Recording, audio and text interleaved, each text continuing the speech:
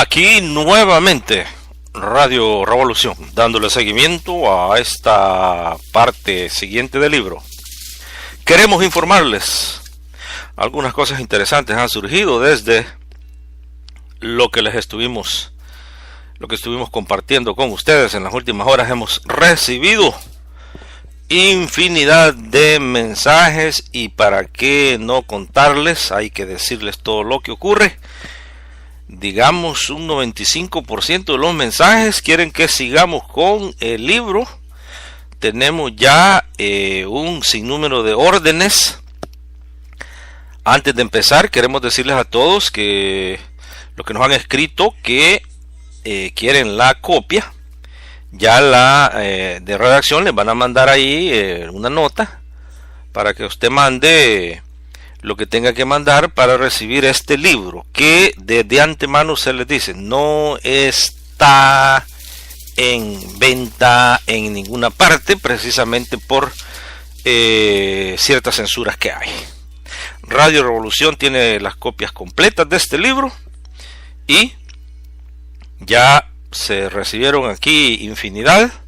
No se preocupen que no se van a terminar las copias porque tenemos ya edición tras edición y aquí se han estado printeando todo lo que se necesite. Hay que apuntar. Hemos recibido por aquí ya algunos mensajes en donde nos advierten que no sigamos con este libro por consecuencias, dice acá, que ya ustedes las conocen. Mire, amigos y amigas, queremos decirles a todos aquellos que se muestran utilizando esta misma táctica de los años 80, que estamos en el 2018 y Radio Revolución en ningún momento va a retroceder en lo que está transmitiendo, especialmente si lo que se está transmitiendo es lo correcto. Así es que sigan amenazando todo lo que quieran. Sabemos de dónde viene todo esto, más sin embargo Radio Revolución sigue adelante. Un pequeño contexto de lo que ya habíamos leído. Recuerden ustedes que ha quedado claro el papel de Taiwán como un centro de operaciones que ha financiado, que ha entrenado a los escuadrones de la muerte. Taiwán ha sido un centro de operaciones para los sectores más recalcitrantes de muchas partes del mundo, no solamente de El Salvador, pero aquí estamos hablando de El Salvador. En el caso de El Salvador ya usted lo oyó bien claro. Miembros de los escuadrones de la muerte, miembros del partido Arena, han sido entrenados aquí en Taiwán. Cuando usted oye analistas día y noche en El Salvador hablando de que por qué se han cortado relaciones con Taiwán desde 80 años, solo piense una cosa, que era El Salvador antes de 1980. Solamente pensemos en algo, en eso. El Salvador ha sido una de las dictaduras militares más sangrientas de América Latina, sino del tercer mundo. Y si usted hace números y Taiwán ya lleva 80 años de tener relaciones con El Salvador, eso quiere decir entonces que Taiwán mantenía a las dictaduras militares.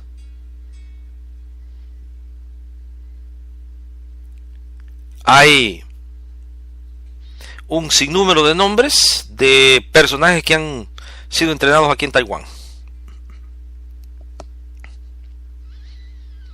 Las estructuras de los escuadrones de la muerte, la formación de los escuadrones de la muerte, la teoría detrás de todos los usos de las torturas, vienen de Taiwán. La idea de la formación de un partido político, de convertir a los escuadrones de la muerte en partido político, precisamente vino de Taiwán.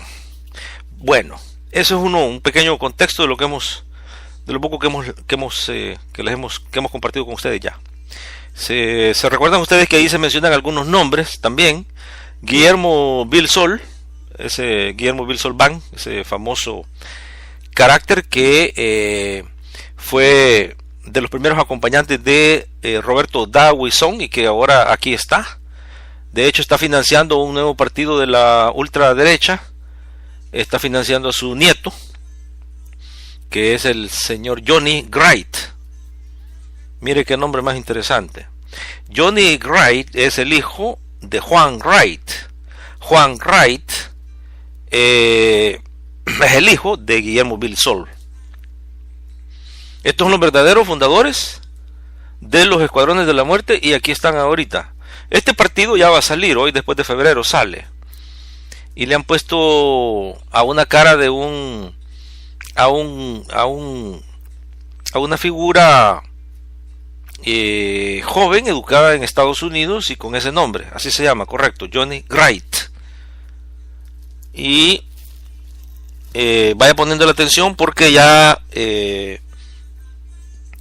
sería una nueva decisión del partido de Arena, y obviamente pues lo hacen para seguir confundiendo a la población. Pasemos entonces a la lectura de la siguiente parte del libro. Póngale atención antes de que se nos escape acá. Acuérdese que suscríbase a YouTube, donde usted lo vea aquí en YouTube. En YouTube solo pone lo pone así junto y le va a salir. Ahí está. Compártalo con toda su gente. Vamos a donde nos quedamos. Aquí va el libro ya. Las presentaciones en video de Dawison entusiasmaban al coronel Nicolás Carranza, quien era entonces viceministro de Defensa y el número 2 en el ejército. Carranza dijo que había ayudado a Dawison con los archivos. El ejército pensó que lo que Dawison estaba haciendo era correcto, dijo Carranza. Actualmente, jefe de la Policía de Hacienda. No había ninguna razón para demandarlo mientras estuviera luchando contra los comunistas, sostuvo Carranza. Según indicó después que Dawison comenzó a atacar a los demócratas cristianos, tuvimos que frenar un poco. El ejército había pactado con el PDC. Los archivos en poder de Dawison contenían los nombres de la mayoría de los civiles de la oposición que habían sido invitados a formar parte del gobierno después del golpe. A juicio de Dawison, los civiles en el nuevo gobierno eran comunistas o tontos útiles, y presentó por escrito esa conclusión en un informe de inteligencia para el alto mando del ejército, meses después de su supuesta renuncia del mismo. En diciembre de 1979, apenas 11 semanas después de haber ingresado al gobierno, casi todos los socialdemócratas renunciaron debido a la relación entre los escuadrones de la muerte y altos oficiales del ejército. Muchos habían considerado a los socialdemócratas moderados como la última oportunidad para evitar una revolución violenta. En un lapso de 5 meses, renunciaron al gobierno más de 30 miembros de los partidos democráticos de centroizquierda, en protesta por la violencia política. Posteriormente, muchos se integraron a la guerrilla. Los clandestinos decían que el partido gobernante tenía una fachada moderada, pero lo atacaban sangrientamente. La nueva ancestral de Dawison quedó bajo jurisdicción del Estado Mayor Conjunto, y hasta finales de 1981 fue utilizada casi exclusivamente como policía política para vigilar a los demócratas cristianos, quienes se encontraban en el poder en ese entonces, según señalaron funcionarios militares de El Salvador y Estados Unidos. Algunos derechistas involucrados en los grupos clandestinos paramilitares indicaron que Dawison se mantenía en contacto con unos 100 oficiales de nivel medio y bajo de los cuerpos de seguridad, pero trabajando estrechamente con unos 15 o 20. Estas fuentes señalaron a la Guardia Nacional y a la Policía de Hacienda, específicamente a las secciones de inteligencia, como los dos principales centros operativos de los derechistas en 1980, al cual calificaron como un gran año paramilitar. Ambas unidades han sido acusadas por oficiales estadounidenses de llevar a cabo campañas de asesinatos masivos. El principal blanco era el Partido Demócrata Cristiano, PDC, cuya ala derechista se mantuvo en el gobierno. Entre paréntesis aquí, el PDC de estos momentos del señor Parker es el ala ultraderecha de lo que ha quedado del PDC, que ya no es mucho, Por eso es que hoy ustedes ven que Parker está haciendo alianzas con la ultraderecha de Arena. ¿Por qué? Porque son lo mismo. Cierro paréntesis. El PDC permaneció en el poder hasta las elecciones de marzo de 1982.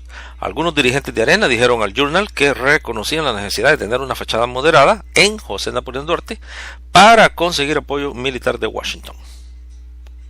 Sin embargo, para la red de extrema derecha que estaba organizando Dawson, las bases de la democracia cristiana también fueron consideradas como enemigas. Según indicó un representante del PDC, más de 260 dirigentes del partido, incluyendo 35 alcaldes, fueron asesinados en los últimos 3 años. Se ha descubierto que muchos de estos asesinatos fueron llevados a cabo por ex miembros de Orden. Este grupo estaba integrado por campesinos harapientos, armados de machetes, y por hacendados conservadores que constituían la red de espionaje interno de la desaparecida Ancesal. Pero Dawson afirmaba que habían reclutado y pagaban más o menos a 8 de los 14 oficiales departamentales de Orden a fin de mantener su estructura hasta el nivel local, rebautizándola como Frente Democrático Nacionalista. Orden fue formada a mediados de los años 60 por el mentor de el mayor Dawson, precisamente en esos tiempos, el ex jefe de la Guardia Nacional, José Alberto Medrano, el Chele, como le decían, señalado por oficiales norteamericanos como contacto de la CIA y cabecilla del Escuadrón de la Muerte salvadoreño, conocido en los años 60 como Mano Blanca. Paréntesis. José Alberto Medrano era agente central, era agente de la Agencia Central de Inteligencia y era el referente de la Agencia Central de Inteligencia de la CIA, no solamente en El Salvador, pero en Centroamérica. Luego después, el papel de José Alberto Medrano es tomado por Roberto Dawson. Cierra paréntesis. Medrano diseñó Orden para mantener sus propias aspiraciones políticas, construyendo la organización en torno al poder paramilitar y al control político. Orden reclutó un gran número de agentes voluntarios civiles, puso un jefe en cada pueblo y un líder político en cada área, que se reportaban a la Guardia Nacional. Esta estructura se mantiene ahora, pero con el nombre de Maras, pero sigue siendo controlada por sectores de la ultraderecha, de la oligarquía nacional. Cierra paréntesis. A finales de los años 70 se estimaba que la red de espionaje gubernamental empleaba más de 80.000 orejas y 6.000 paramilitares, orejas entre comillas. Un reporte hecho por la Organización de Estados Americanos recomendó en 1978 que el gobierno aboliera esa organización por su participación en asesinatos, tortura, fraude electoral e intimidación política. Mucho de esa red ha sido absorbido en Arena, el partido, entre comillas, el partido en la oposición ahora, 2018. Aunque los dueños de Arena son los que todavía controlan toda la economía del país. Aunque se esté bajo un gobierno, entre comillas, de izquierda, como lo es del partido FMLN, cierra comillas. El coronel retirado Mario Rosales y Rosales, uno de los organizadores originales de Orden, controlaba la organización y todo lo militar para Arena, dijo un alto dirigente del partido, quien pidió no ser identificado. Añadió que Rosales ponía un hombre de Orden en cada departamento para dirigir el partido. Abro paréntesis. Hoy, en el 2018, el Orden de hoy se llama Maras. Los mismos que controlaban a Orden en el pasado, controlan a las Maras hoy en el presente. Completamente con fines políticos. Cierra paréntesis. A principio, Dawson dijo que Orden fue la fundación del movimiento de masas que él estuvo a punto de construir. Como un espejo reflejando su enemigo, La derecha formó un cuerpo civil con jóvenes patriotas educados en los Estados Unidos. Estos hicieron un juramento de sangre para luchar contra el comunismo. Se abre paréntesis. En esta lista se encuentra Alfredo Cristiani, quien en unos años se iba a convertir en el primer presidente del partido Alianza Republicana Nacionalista y un fuerte financista de los escuadrones de la muerte y miembro de las 14 familias, cierra paréntesis. Hay que añadir aquí también a todos los fundadores del partido Arena, incluyendo a el dueño en aquellos tiempos de esa empresa que se llama Diana y que todavía existe, que es el señor Hugo Barrera. Cierra paréntesis. Para contrarrestar el apoyo a los grupos de izquierda, Dawson dijo que empezó a crear una organización cívica de nivel nacional que apoyaría políticamente a las Fuerzas Armadas y aumentara la capacidad de la inteligencia militar, llamado Frente Amplio Nacional. Su membresía estaba compuesta por asociaciones de la empresa privada, tales como cafetaleros, ganaderos y ejecutivos jóvenes. Además, el Frente de Mujeres y una organización de jóvenes llamadas el Movimiento Nacionalista Salvadoreño. Hay un personaje, abrir paréntesis, hay un personaje en estos momentos que ha salido a la palestra pública, aparentemente enojado porque fue expulsado de Arena, de acuerdo a algunas fuentes, aunque él admite y dice que él se retiró. El señor Walter Araujo, él fue parte de este movimiento nacionalista salvadoreño y él lo ha mencionado en varios programas, que fue uno de los líderes de estas organizaciones de jóvenes, y así fue como él se inicia en el partido Arena, siendo uno de los fundadores también, de acuerdo a su propio testimonio, se cierra paréntesis. Cada uno de estos elementos fue luego consolidado en el partido Arena. El MNS, o Movimiento Nacionalista Salvadoreño, fue uno de los elementos más idealistas del recién surgido movimiento derechista nacionalista. Sus miembros jóvenes empresarios principiantes que provenían de la clase media habían sido educados en los Estados Unidos. Habían prestado un juramento de sangre, comprometiéndose en cuerpo y alma a la lucha contra el comunismo. Fueron también uno de los primeros grupos en unirse a el mayor fundador de los Escuadrones de la Muerte, Roberto Dawson. Paredes, uno de los miembros fundadores del MNS, describió las organizaciones civiles como las contrapartes del ejército que le dan información sobre infinidad de personas, desde campesinos hasta gente muy alta, cierra comillas, para ayudar a destruir a las guerrillas urbanas. Miembros del MNS dijeron que la organización no participó en actividades paramilitares, pero por razones de seguridad decidieron copiar la estrategia del enemigo, operando con otros grupos secretos en una combinación de células y cadenas. Se abre paréntesis. Conceptos de esta formación están redactados en un documento que ellos lo aprendían y lo memorizaban en el centro de adiestramiento de Taiwán. Cierra paréntesis.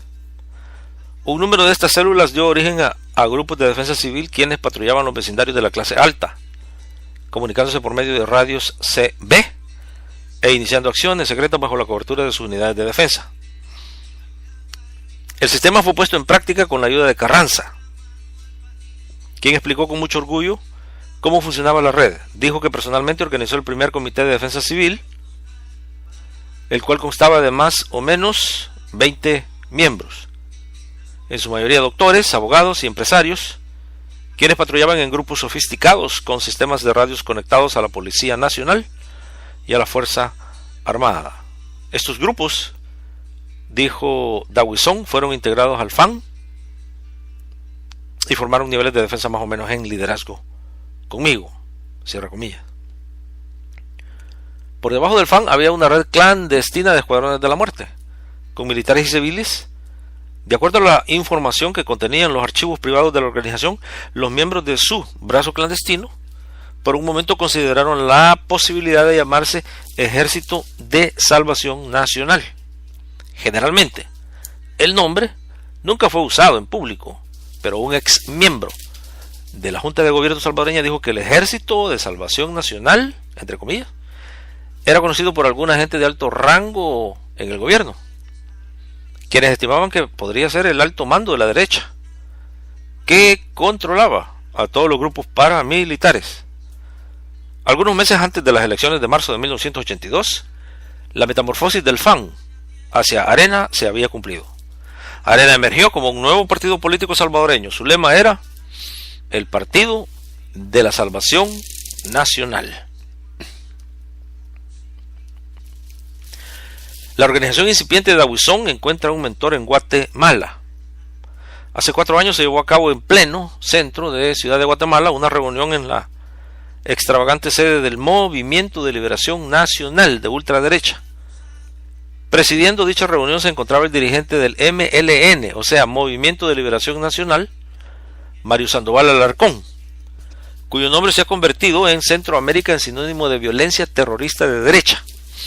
Abro paréntesis. Es de aquí de donde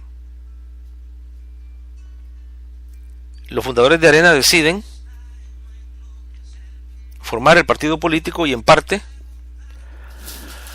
adoptan casi todos los principios del partido de la ultraderecha guatemalteca, MLN, liderado por Mario Sandoval Alarcón, quien para muchos era el Adolfo Hitler de Centroamérica. Cierra paréntesis. Esa reunión dio inicio a un extenso programa de ayuda y asesoría del MLN a un grupo que posteriormente se llamaría Alianza Republicana Nacionalista Arena. Con tono carrasposo a causa de una operación de cáncer, explicó a la audiencia: un grupo de jóvenes empresarios salvadoreños y preocupados por la orientación izquierdista que llevaba el país, la sangrienta historia del MLN y el sacrificio que cada uno de ellos tenía que hacer para formar un partido como el MLN en El Salvador.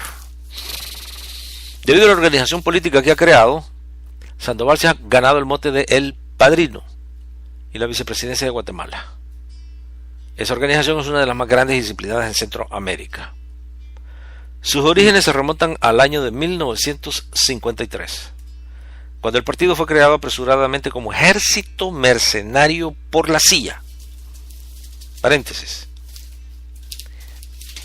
Póngale atención acá a esta documentación, porque el MLN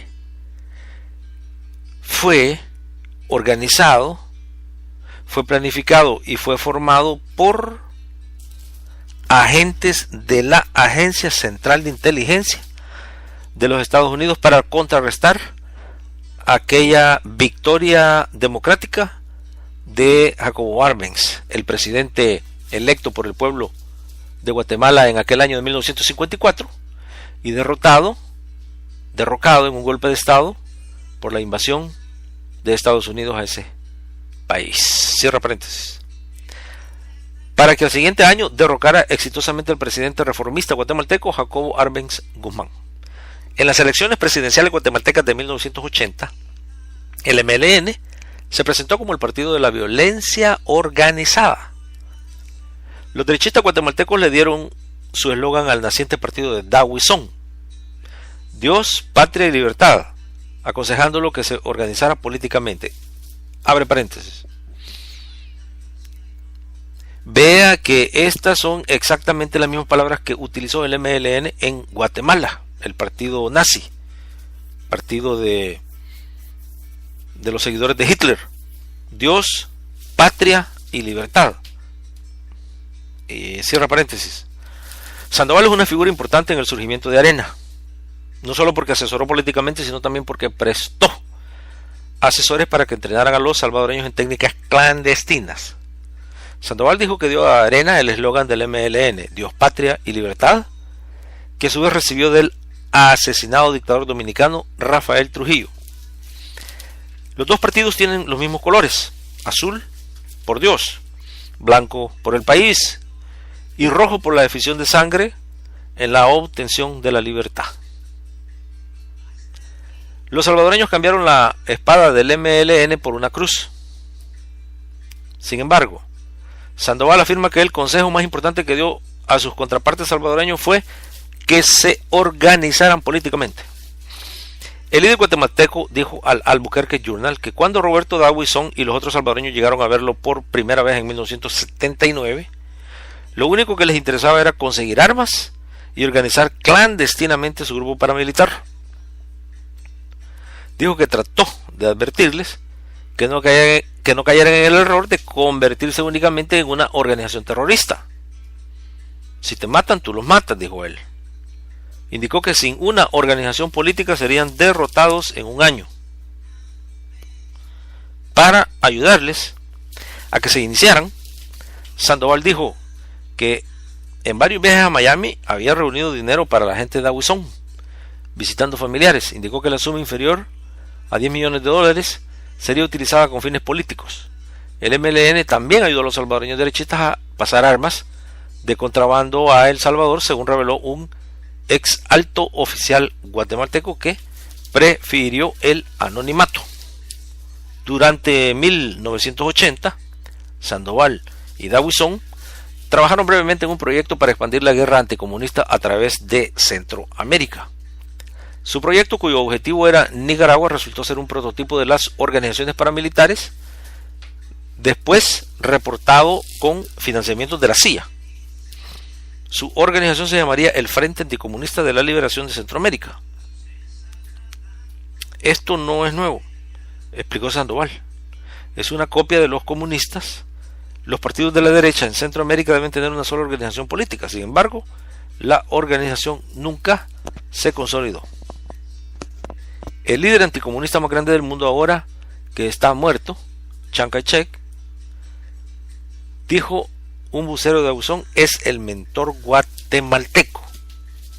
Ahora paréntesis. Ahora usted entiende por qué Guatemala, Honduras, El Salvador son uno de los únicos países que han quedado, ahora con la excepción de El Salvador, que tienen relaciones con Taiwán. Porque Taiwán es el centro de operaciones y de entrenamiento y de educación para todos estos miembros de los Escuadrones de la Muerte, para que mantengan una estructura de Estado terrorista.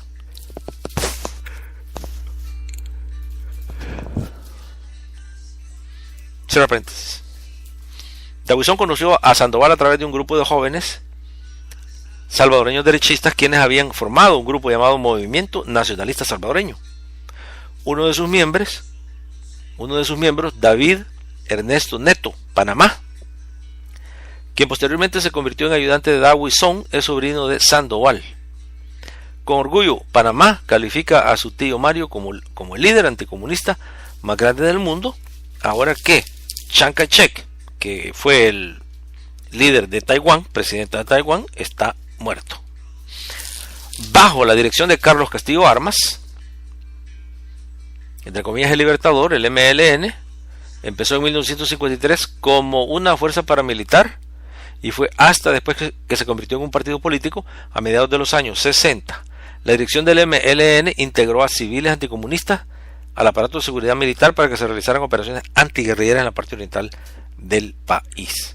Según político guatemalteco bien informado, el MLN estructuró en las ciudades una nueva organización llamada Mano Blanca, la cual empezó haciendo amenazas a muerte, que posteriormente concretaban equipos de asesinos. Durante este periodo se llevó a cabo una campaña de asesinatos políticos masivos contra aquellos que alzaran su voz en favor de los pobres. Fue la primera campaña de terror en Centroamérica. Durante sus 2 años de duración, las organizaciones de derechos humanos calcularon que entre 3.000 y 8.000 guatemaltecos habían sido asesinados por las fuerzas derechistas. Cuando el movimiento guerrillero guatemalteco reapareció a finales de los años 70, los Escuadrones de la Muerte guatemaltecos también regresaron y miles más fueron asesinados. Cada vez que los Escuadrones de la Muerte aparecían en Guatemala, grupos de asesinos con nombres similares surgían en El Salvador. Paréntesis. Si no se entiende esta parte del libro, no vamos a entender lo que ahora es el contexto del Triángulo del Norte, porque precisamente por eso Estados Unidos lo ha diseñado de tal manera para mantener bajo control absoluto y estricto el control de sectores tan importantes como lo es el sector de la energía, el sector del petróleo, el sector del gas. Y si así tiene que ser eso así y partir países, se parten países. Cierra paréntesis. La inspiración para el surgimiento y desarrollo a nivel mundial de los partidos anticomunistas se debe parcialmente a la Liga Anticomunista Mundial. Liga Anticomunista Mundial con sede en Taiwán. Abra paréntesis. Ahora usted ve por qué el papel de Taiwán es importantísimo y por qué todas las oligarquías, todos los ultraderechistas y donde hay terrorismo de Estado están protestando altamente para que no llegue este tipo de organización.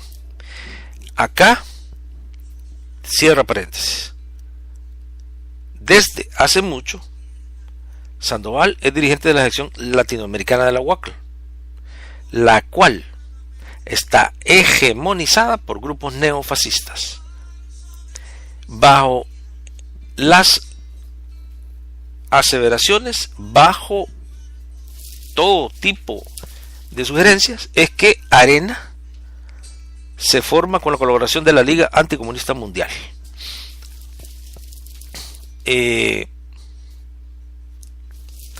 Cierra paréntesis. A principios de 1980, Sandoval Alarcón envió a dos de sus sobrinos, Ernesto Panamá y Carlos Midense, un guatemalteco de su propio partido, a visitar a los más altos dirigentes políticos y militares del Cono Sur, Argentina, Chile, Paraguay, para conseguir información y apoyo político para una contraofensiva derechista en Centroamérica. Sandoval le dio cartas de presentación para altos oficiales del ejército argentino, para el comandante en jefe en Paraguay, para el encargado de inteligencia de Uruguay, donde había estudiado Dawison, y para oficiales chilenos.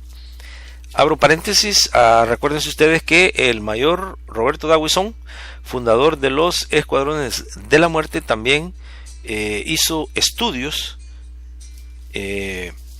varios cursos en Uruguay, y esto se los estamos remencionando porque ya habíamos hablado de Taiwán. Cierro paréntesis.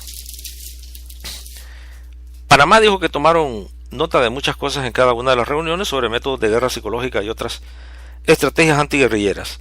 Posteriormente escribió un informe de 25 páginas para Dawson, quien lo entregó a la gente indicada en el ejército salvadoreño. Después del golpe de Estado de 1979, a los oficiales que pusieron en práctica estos métodos agresivos se les impidió prestar servicio en la Fuerza Armada, dijo Dawson. Sin embargo, a medida que el poder de los reformadores iba declinando a lo largo de 1980, Dawson comentó: las operaciones antisubversivas empezaron a salir mejor porque el ejército ya podía realizarlas directamente. El Journal tuvo acceso a los primeros informes internos de los derechistas que confirmaron esta estrategia desarrollada por fases. En un análisis del ejército salvadoreño elaborado en 1980 a partir de los archivos secretos que tenían un grupo que trabajaba con Dawson, se mencionaba una analista que solo se identificaba como Alfa. Los operativos de la Fuerza Armada están siendo más efectivos ahora y están golpeando puntos neurálgicos del enemigo, destruyendo partes importantes de su estructura organizativa. Finalmente, el ejército salvadoreño está combatiendo fuera del marco de la guerra convencional. Arena es mi hijito, exclamó Midense, un gordiflón ex organizador de la MLN, quien porta un medallón con una suástica que le regaló en Argentina el secretario privado y el ex ministro de propaganda de Hitler. Como otros miembros del MLN, se refiere a Arena como una copia del MLN, tanto en organización como en ideología y simbolismo, Midense, quien asesoró a los salvadoreños en técnicas clandestinas, dijo que en 1980 fue un año en que los derechistas salvadoreños pasaron estudiando la manera de conseguir que el ejército trabajara con ellos. Pausa. Regresamos en unos instantes. En este tiempo, háblele a sus amigos, dígales que sintonicen la radio ahorita, porque inmediatamente ya después de esta pausa seguimos con la otra parte de este gran libro.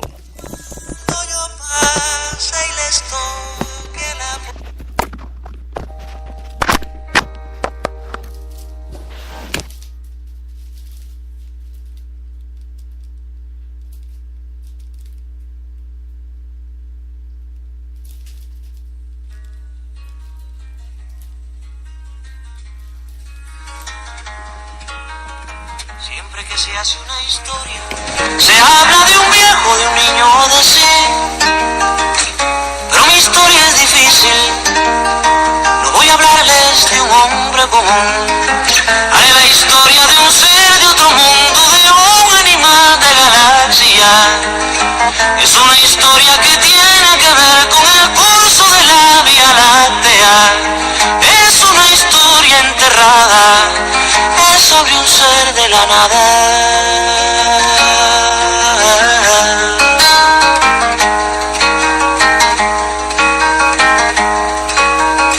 Nació de una tormenta en el sur de una noche el penúltimo mes. Fue de planeta en planeta buscando agua potable, quizás buscando la vida, buscando la muerte, eso nunca se sabe. Quizás buscando siluetas o algo semejante que fuera adorable, o por lo menos querible, besable, amable.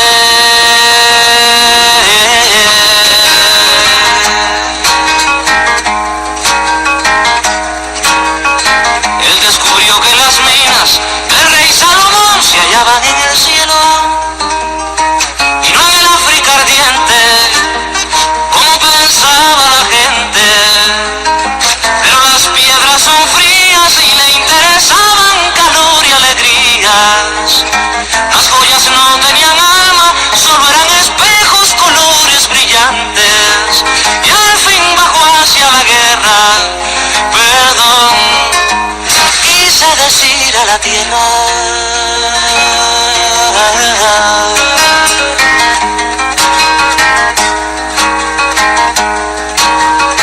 Supo la historia de un golpe, sintió en su cabeza cristales molidos y comprendió que la guerra era la paz del futuro.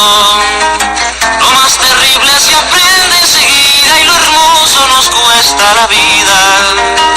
La última vez la vi entre humo y metralla, contento y desnudo, iba matando canallas con su cañón de futuro, iba matando canallas con su cañón de futuro.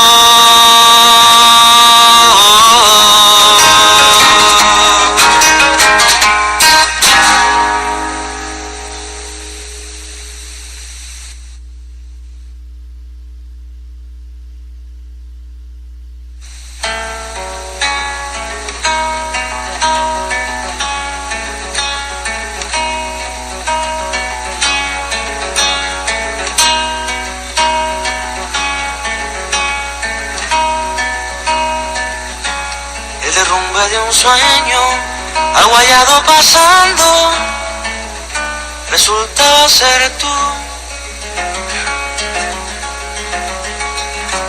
Una esponja sin dueño, un silbido buscando, resultaba ser yo.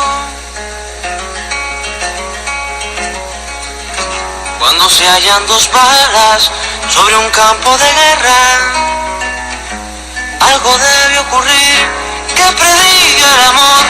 De cabeza hacia el suelo una nube vendrá, o estampidas de tiempo los ojos tendrán. preciso algo siempre y no fue porque tú tenías lazos blancos en la piel. Tú tenías precio puesto desde ayer. Tú valías 4 cuños de la ley. Tú sentada sobre el miedo, sentada sobre el miedo, sentada sobre el miedo de correr. Una buena muchacha de casa decente no puede salir. ¿Qué diría la gente el domingo en la misa si saben de ti? ¿Qué dirían los amigos, los viejos vecinos que vienen aquí? ¿Qué dirían las ventanas, tu madre y su hermana y todos los siglos de colonialismo español que no en balde te han hecho cobarde? ¿Qué diría Dios? Se llama sin la iglesia y sin la ley. Dios, a quien ya te entregaste en comunión. Dios, que hace eternas las almas de los niños. Que destrozarán las bombas y el napalm. El derrumbe de un sueño aguayado pasando resultaba ser tú. Una esponja sin dueño, un silbido buscando resultaba ser yo. Busca amor con anillos y papeles firmados, y cuando dejes de amar ten presente a los niños. No dejes tu esposo ni una buena casa, y si no se resisten serruchen los bienes que tienes derecho también, porque tú tenías lazos blancos en la piel. Tú tenías precio puesto desde ayer. Tú valías 4 cuños de la ley. Tú sentada sobre el miedo, sentada sobre el miedo, sentada sobre el miedo de correr.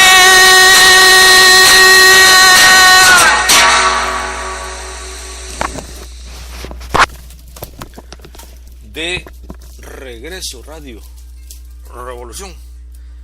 Mire en esta pausa musical todo lo que usted nos ha mandado. Increíble. Siempre lo hemos dicho nosotros que todos nuestros seguidores son seguidores de la verdad y que quieren acceso a la verdad. Infinidad de notas. Todavía siguen llegando estos mensajes de que no lo publiquemos el libro, pero mire, la pesa se va a 95 a 5. Y repetimos nuevamente, mándenos, si desea la copia, mándenos una nota acá y vamos a proceder a pasarle el reporte a redacción, a editoriales, para que usted reciba su copia. Seguimos entonces acá con la lectura del libro sobre Alianza Republicana Nacionalista y los Escuadrones de la Muerte, y esto de cara a lo que viene el 3 de febrero del 2019, en donde ya se está planificando uno de los fraudes más grandes en toda la historia del país, para que se quede la ultraderecha en el poder y tengan control total de lo político y de lo económico, social y militar de El Salvador. Vamos al libro. Comillas. Arena, ese es mi hijito, exclamó Midense, un gordiflón ex organizador del MLN, quien porta un medallón con una suástica que le regaló en Argentina al secretario privado del ex ministro de propaganda de Hitler. Como otros miembros del MLN, se refiere a Arena como una copia del MLN, tanto en organización como en ideología y simbolismo. Midense, quien asesoró a los salvadoreños en técnicas clandestinas, dijo que 1980 fue un año en que los derechistas salvadoreños pasaron estudiando la manera de conseguir que el ejército trabajara con ellos. En 1981 obtuvieron su diploma, lo dijo. Cerramos las comillas. 2 invitados se reúnen, 2 norteamericanos mueren. Durante largo tiempo habían estado buscando la oportunidad para encontrar al jefe salvadoreño de la reforma agraria, José Rodolfo Viera. El 3 de enero de 1981 lo encontraron. Viera y 2 norteamericanos estaban cenando esa noche en el Hotel Sheraton en San Salvador. También se encontraba ahí un grupo de empresarios y oficiales derechistas del ejército. Las versiones en torno a quién ordenó exactamente el asesinato difieren, pero el resultado fue uno de los homicidios más relevantes de los 40.000 cometidos durante los últimos años de guerra civil salvadoreña por los terroristas escuadroneros de la muerte, tanto de la izquierda como de la derecha. 2 guardias nacionales entraron bruscamente en el restaurante del Sheraton y dispararon con una metralleta a la mesa de Viera. Este y sus 2 acompañantes norteamericanos cayeron al suelo heridos mortalmente. Los norteamericanos Michael Hammer y Mark David Perlman eran los asesores del programa de reforma agraria. Ambos trabajaban para el Instituto Americano para el Desarrollo del Sindicalismo Libre, afiliado a la AFL-CIO. Los 3 hombres personificaban las reformas gubernamentales, elemento clave de la política norteamericana para El Salvador. Los militares y civiles convidados formaban parte de una autodeterminada hermandad de derechistas salvadoreños que impulsaban una despiadada campaña de secuestros y asesinatos políticos para salvar al país de sus enemigos y salvar las fortunas de la oligarquía. Paréntesis, esto compárelo ahora con la serie de amenazas directas a la candidatura de Nayib Bukele. Compárelo ahora con todas las campañas que han iniciado desde el principio para bloquear políticamente, diplomáticamente, judicialmente, legalmente a la candidatura de Nayib Bukele, a tal grado que le han robado ya 2 partidos políticos y ahora lo obligaron a que firmara con un partido de la ultraderecha. Y se sabe en estos momentos que ya está en plan lo que ellos consideran eliminación judicial de Nayib Bukele, lo que constituiría ya un hecho de que Nayib Bukele no participaría en las próximas elecciones de febrero del 2019. Cierra paréntesis. El movimiento político de la derecha se formó bajo la dirección política de un ex oficial de la inteligencia de la Guardia Nacional, Roberto Dawison. 10 meses después de los asesinatos, los supuestos hechores, Dawison y otros formaban parte de aquel proceso que venía ya tras la formación de Arena, ahora el segundo partido político más grande de El Salvador, y resulta que hoy en el 2018 la historia se repite porque ahorita Arena es el segundo partido político más grande de El Salvador. Entre comillas, mataron a nuestra propia gente, a nuestros amigos, ¿y qué podemos hacer al respecto? Cierra comillas, signo de interrogación. Se preguntó Howie Lané, funcionario de Relaciones Públicas de la Embajada Norteamericana, cuando ocurrieron los asesinatos.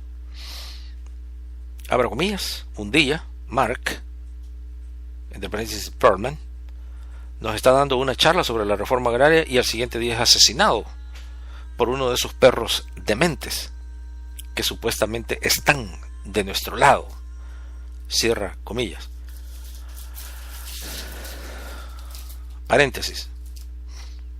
Este Howie Lané se supo que era miembro de la Agencia Central de Inteligencia, y cuando habla de perros dementes que están de nuestro lado se refirió a el que planificó este asesinato, que fue Roberto Dawison, de que Roberto Dawson era agente de la CIA y que obviamente estaba también del lado de ellos.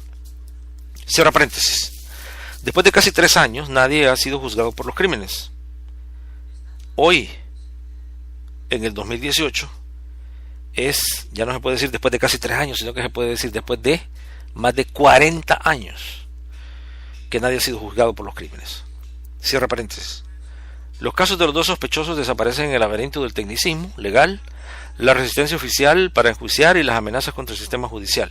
El caso nos ofrece un panorama intrigante de lo que hasta ahora ha sido el mundo secreto de los Escuadrones de la Muerte, cuyo resurgimiento ha generado crisis en las relaciones de Estados Unidos con El Salvador. Pone de manifiesto los objetivos contradictorios de la política de los Estados Unidos. Por un lado, hacer la guerra contra la izquierda junto al gobierno salvadoreño, y por otro lado, neutralizar a los elementos de línea dura que se encuentran en el ejército, que sigue la política de violencia indiscriminada. Comillas. El punto es, ¿cuál guerra creemos que estamos ganando?, preguntó un asistente del Comité de Inteligencia del Congreso norteamericano. La naturaleza contradictoria de la situación no puede quedar mejor ilustrada que con los asesinatos de los del IADSL, en el que los militares implicados también tenían vínculos oficiales y contactos de inteligencia con la Embajada de Estados Unidos, según comentaron funcionarios norteamericanos y revelaron algunos cables clasificados del gobierno. Abre paréntesis. Aquí, en esta frase, si usted le pone atención, queda claro que el asesinato de estos personajes, asesores de la reforma agraria, había sido planificado por la Agencia Central de Inteligencia y obviamente ejecutado por Roberto Dawson y sus escuadrones de la muerte. Cierra paréntesis. Los oficiales también estaban dentro de un grupo selecto, incluyendo al presidente del Parlamento salvadoreño, Roberto Dawson, de quien se sospechaba dirigía campañas de asesinatos planificados, selectivos y masivos. Algunas víctimas han sido sectores progresistas de la Iglesia Católica, de la Orden Jesuita, un arzobispo, dirigentes del PDC y sindicalistas. Una investigación de 10 meses realizada por el Albuquerque Journal sobre la violencia de la derecha incluye entrevistas con personas que han admitido ser miembros de los Escuadrones de la Muerte y con oficiales salvadoreños y estadounidenses con acceso a información de inteligencia reciente, así como también a cables clasificados de los Estados Unidos. La investigación llevó hasta la responsabilidad de buena parte de esta violencia de los Escuadrones de la Muerte de las unidades de inteligencia militar salvadoreña dirigidas por grupos especiales de asesinos en las fuerzas de seguridad y los cuarteles del ejército. Algunos de estos grupos son unidades operativas con motivaciones políticas vinculadas a intereses de la ultraderecha. Otros simplemente son grupos militares cuyo objetivo es recoger la información de inteligencia y eliminar al enemigo. A pesar del choque de ideales y métodos, Washington ha dañado en cierto grado a El Salvador por miedo a debilitar la guerra contra los comunistas. Hasta hace poco la administración Reagan se resistía a enfrentarse con estos sistemas de asesinatos políticos, por miedo a que una investigación destruyera las delicadas alianzas con el ejército. Por otro lado, retrasaría la lucha del ejército contra la guerrilla izquierdista. Los entrevistados por el Journal, entre los que se encontraban personajes bien ubicados dentro del ejército, afirmaron constantemente que los Escuadrones de la Muerte no podrían llevar a cabo su trabajo sin la cooperación o apoyo del alto mando del ejército. Los asesinatos de Hammer, Parman y Viera ejemplifican el involucramiento directo del ejército salvadoreño en lo que era entonces una política oficial de asesinatos políticos. El asunto toca a altos oficiales del ejército, a connotados empresarios derechistas y a las agencias gubernamentales de inteligencia que identifican a sus oponentes políticos para asesinarlos. Al interior del ejército salvadoreño, los asesinatos expresaban la diferencia entre dos grandes facciones en torno a cómo debía ser combatida la guerra subversiva: los que piensan que el comunismo debe ser enfrentado por medio de reformas, y los de mano dura que creen que el comunismo se debe enfrentar asesinando a los subversivos y que consideran además que aquellos que apoyan las reformas son comunistas. Los oficiales del ejército salvadoreño que fueron entrevistados dijeron que consideraban que en la actualidad entre 15 y 20% del cuerpo de oficiales apoyan una filosofía de una guerra no convencional y que dicho apoyo está presente en los niveles más altos de las estructuras de mando. Los casos donde hay norteamericanos asesinados se han vuelto un punto sensible para el Congreso. El avance en la resolución de los casos, como el de los 4 religiosos norteamericanos asesinados por efectivos de la Guardia Nacional hace un mes, se ha vuelto una condición para continuar la ayuda a El Salvador. Pero el presidente Ronald Reagan recientemente vetó el requisito por medio del cual la administración ratificará el avance en los derechos humanos como una condición para continuar la ayuda. Asimismo, una restricción específica con respecto al caso del IADSL fue dispensada en una reciente resolución para la aprobación de fondos. Los oficiales y empresarios implicados en los asesinatos de Sheraton son socios cercanos a Dawison. Estos oficiales se encuentran entre los que han sido identificados por la embajada norteamericana de continuar manejando a los escuadrones de la muerte. Su base de operaciones fue en ese entonces la sección de inteligencia G2 de la Guardia Nacional. El jefe de ese cuerpo de seguridad era en aquel tiempo el actual ministro de Defensa, Carlos Eugenio Vides Casanova. Paréntesis. Recuérdense ustedes que había una unificación más allá de la política en estas élites militares, políticas y económicas, ya que Carlos Eugenio Vides Casanova era cercano, familiar, cuñado de quien fue el presidente de El Salvador por arena, el primero, Alfredo Cristiani.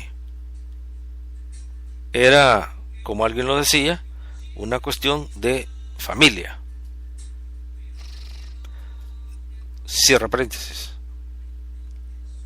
No se ha conocido ninguna información que indique que el general Vides ordenó los asesinatos de los escuadrones de la muerte, pero funcionarios norteamericanos y salvadoreños derechistas dijeron sin embargo que Vides Casanova seguía una política de estricta ignorancia oficial.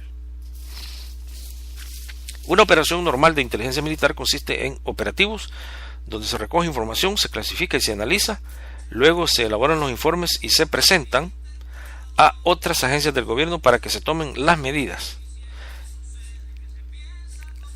En El Salvador, los mismos servicios de inteligencia militar que recopilan la información también llevan a cabo los operativos. Conseguían la información y actuaban, también tenían a su cargo los alineamientos, dijo una fuente norteamericana conocedora de las acciones del G2 de la Guardia Nacional. Un diplomático norteamericano dijo que la red de escuadrones de la muerte, inteligencia militar y los oficiales que la manejan son la máquina de asesinatos más eficiente de toda la Guardia Nacional. El cuartel de la G2 está en una sección aislada del edificio del cuartel de la Guardia Nacional de San Salvador. Según informes de organizaciones internacionales de derechos humanos que visitaron la Guardia un poco antes del golpe de 1979, esta contenía un laberinto de celdas, cuartos de interrogatorios, con espejos simulados, recintos especiales para tortura y equipo de radio para monitorear las transmisiones subversivas de Rusia, Cuba y de la Iglesia Católica. Después del golpe de Estado, paréntesis, el general Carlos Humberto Romero, en declaraciones a pocos días de su muerte, lo dijo en un testimonio directo que la Embajada de Estados Unidos le había enviado a 2 miembros a decirle que solo le quedaba una alternativa y que se fuera lo más pronto posible del país porque el golpe de Estado se iba a dar en la tarde. Y como lo dice el general Carlos Humberto Romero, a esa misma hora que le indicaron se dio el golpe de Estado. Cierra paréntesis. La Guardia Nacional siguió siendo la policía política más activa del país. Su lista de enemigos, que incluía clérigos, dirigentes sindicales, demócratas, cristianos y activistas de la reforma agraria, fue recopilada por Dawison, quien era el jefe de operaciones antes del golpe. El ex mayor se retiró del ejército poco después del golpe, pero continuó trabajando como asesor en el G2, restableciendo sus contactos de inteligencia y construyendo una red auxiliar de civiles. El encargado del G2 en ese tiempo era el entonces mayor Mario Denis Morán, un compañero de tanda de Dawson. Entre paréntesis, ambos con cursos especializados de varios meses en Taiwán. Algunos efectivos paramilitares dijeron que Morán era el contacto principal de Dawson en la Guardia Nacional y que era de nuestra línea. Morán y su esposa se encontraban cenando en el Sheraton la noche del triple asesinato. Las pruebas de poligrafía que hizo el FBI a Morán demostraron que estaba limpio, que no había tenido participación ni conocimiento previo de los asesinatos, pero el polígrafo mostró que mentía al decir que no encubría a nadie. Un empresario que acompañaba a Morán era Ricardo Sol Mesa, uno de los dueños del hotel, el director de la Coca-Cola de El Salvador y estrecho aliado de Dawson. Originalmente Sol Mesa fue considerado sospechoso de los asesinatos y encarcelado durante 10 meses en 1981, pero luego fue puesto en libertad. También se encontraban en el lugar un teniente alto y pelirrojo, Rodolfo Isidro López Cibrián, conocido como Fosforito. Funcionarios norteamericanos lo describen como el hombre de acción del G2, con unos 40 hombres a su cargo, 15 o 20 de ellos dedicados regularmente a asesinar. Los dos soldados que ejecutaron el crimen dijeron que López Cibrián fue quien les dio las órdenes. Entre paréntesis, se abre paréntesis, se sabe que López Cibrián era de igual manera agente de la Agencia Central de Inteligencia y que obviamente solo también él recibía órdenes. Cierra paréntesis. López Cibrián fue el primero en llegar al hotel acompañado por el cuñado de Sol Mesa, Hans Christ, un joven ejecutivo salvadoreño que ahora vive en Miami. Los ejecutores materiales del hecho señalaron a Christ como la persona que los condujo a través del lobby del hotel hasta donde estaban las víctimas. Christ negó que estuviera involucrado, asegurando que la noche de los asesinatos solo acompañaba en una reunión social en el hotel a los oficiales de inteligencia y a su cuñado. Según indican informaciones de la policía de Marietta, California, cuando en 1974 Christ fue estudiante en ese lugar, estaba muy relacionado con Michel Werbel III, famoso por su Escuela Internacional de Entrenamiento Antiterrorista y otras actividades conspirativas internacionales. Cuando trabajaba para Werbel, Christ sacó a escondidas de la inteligencia policial una copia del expediente de Werbel, después de convencer a un trabajador de esa división que él trabajaba para la Agencia Central de Inteligencia CIA. Christ fue puesto bajo arresto por amenazar a los funcionarios cuando fue descubierto por los cargos fueron retirados antes de julio. Los cargos fueron retirados antes del mes y antes de que el juicio se iniciara. Un tercer oficial que se unió al grupo en el hotel esa noche fue el capitán Eduardo Alfonso Ávila, de unos 30 años de edad, quien tenía frecuentes contactos con la G2. Procede de una de las familias más prominentes de El Salvador. Su tío es uno de los fundadores de Arena y magistrado de la Corte Suprema de Justicia. Un primo suyo dirige la poderosa oficina publicitaria McCann Erickson en San Salvador, que maneja las relaciones públicas del partido. Otra prima se casó con el ex embajador norteamericano Dean Hinton. Ávila también trabajaba muy de cerca con Dawson, era conocido por varios apodos: el Calvo, por su coronilla desnuda con pelo negro alrededor, y Eddie, por su inglés fluido que aprendió en escuelas norteamericanas y británicas. Pero era más conocido por el apodo de Loco, a causa de su temperamento volátil y por su bravura para realizar tareas arriesgadas. Según un cable del gobierno norteamericano, una de las tareas de la que Ávila fanfarroneó fue el asesinato del arzobispo Óscar Arnulfo Romero el 24 de marzo de 1980. El nombre de Ávila se menciona en el cable, afirmando que planeó el asesinato y contó con 2 personas que lo ayudaron a llevarlo a cabo. Los autores materiales del asesinato de Hammer, de Perman y de Viera dijeron que Ávila también participó con López Cibrián en la planificación del asesinato.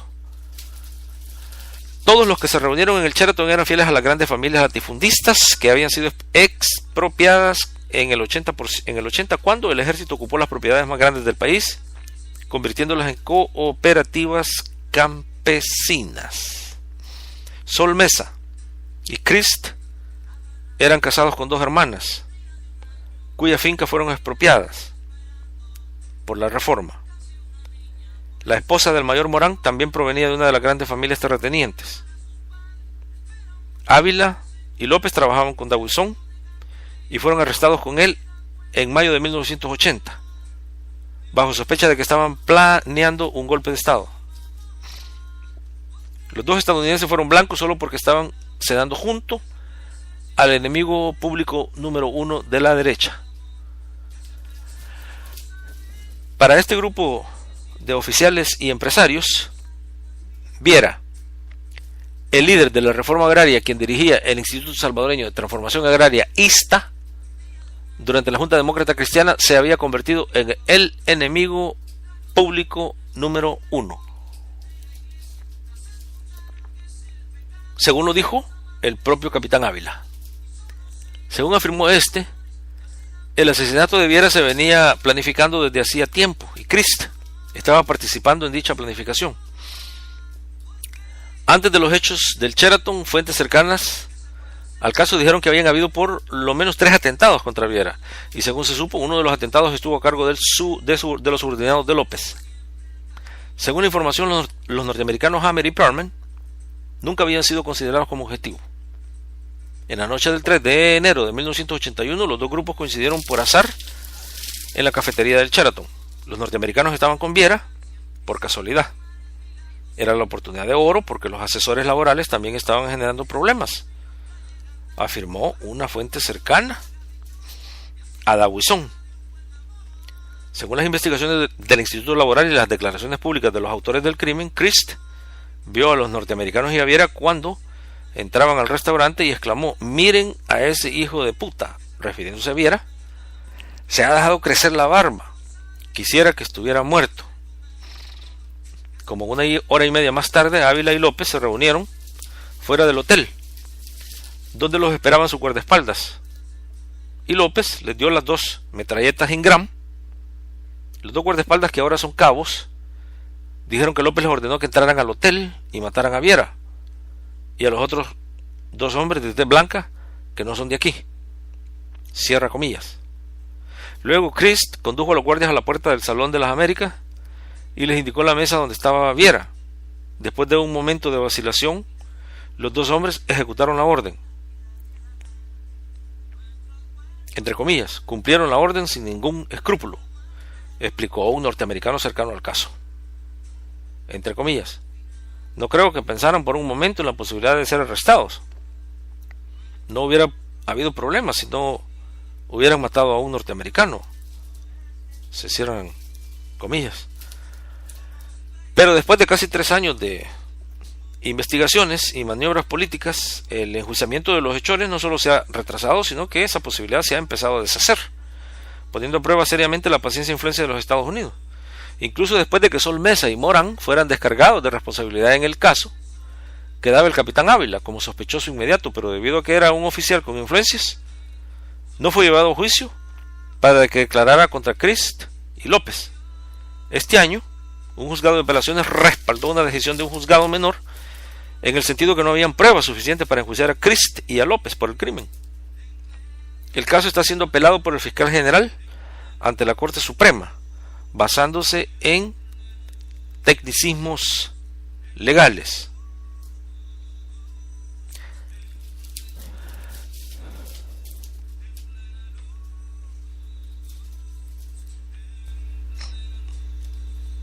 Pausa número 2, Radio Revolución. Ya ve usted, este es el libro Arena, sus orígenes, los escuadrones de la muerte, el paramilitarismo, el militarismo, poniéndolo ahora en perspectiva, las maras, el orden de los 60, de los 70, esos organismos paramilitares para defender los intereses de los oligarcas. Hoy en el 2018, la misma historia, pero con diferentes títulos y subtítulos. Seguimos entonces, amigos y amigas, con la parte 3 del libro.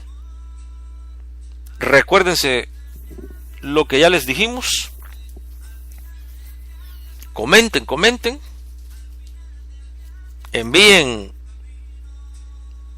suscríbanse, envíen el canal de YouTube a los demás.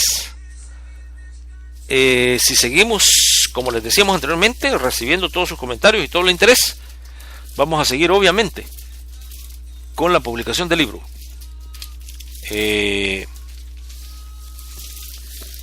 Por el momento siga pendiente que Radio Revolución ya regresará con la siguiente parte de este libro, que hoy usted tiene la única oportunidad de recibirlo aquí en audio.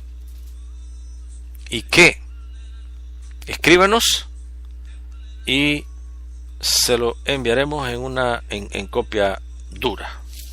Radio Revolución.